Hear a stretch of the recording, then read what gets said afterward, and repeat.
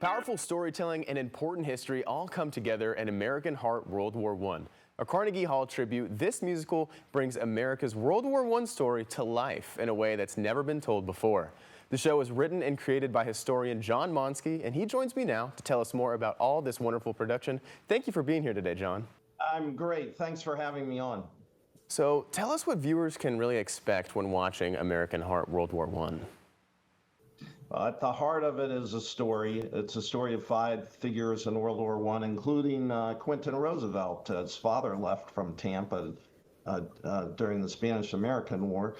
And Quentin has this love affair with Flora Payne Whitney. It's a very famous story. They were both 19. He was sent over there in World War I. James Reese Europe, the famous jazz musician.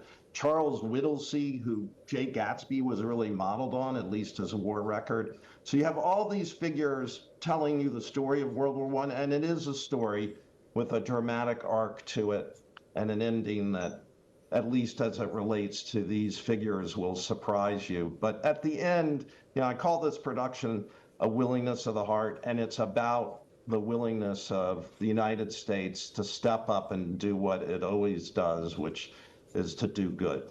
And that comes out of this story.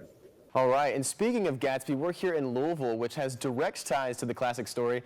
Tell us a little bit about how F. Scott Fitzgerald fits into this story. Well, Gatsby's a love story. We always read it that way, but we didn't know enough about World War I to realize all the references there. And Fitzgerald was fascinated by World War I. He spent 2 years in the Army, but was never shipped overseas. So there's all these references there. Gatsby was a vet. Nick, the narrator, was a vet. And Gatsby's war record is based on Charles Whittlesey, and this story builds to the story of Charles Whittlesey, who led a battalion of immigrants into the Argonne Forest. Still, the Meuse-Argonne is still the largest battle in American history, and it's gripping. I never realized it myself, that how dramatic this event was and how important it was, and that's the story you're going to see. All right, and this is such an amazing and emotional piece. Tell us a bit about what you were feeling when stepping into this role. Really powerful emotions as time went on, because when you layer in the orchestra and the singers, it becomes emotional history. I went over there with my son. You'll see shots of that, and walk the battlefield. I went in December. Don't go in December. Definitely not Florida weather. So you get caught up in it. And a lot of people that have seen this and my other productions have come to me and said, how do we bring this to the rest of the United States? And I've toured places like Jacksonville and New Orleans, but the opportunity to get it on PBS and share it with a larger audience is great. And a lot of people stepped up to make that happen.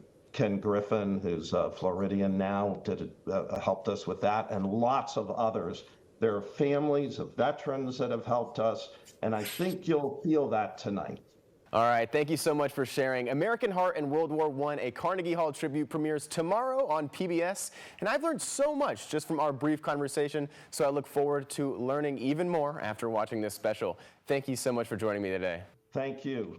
Hope you enjoy it.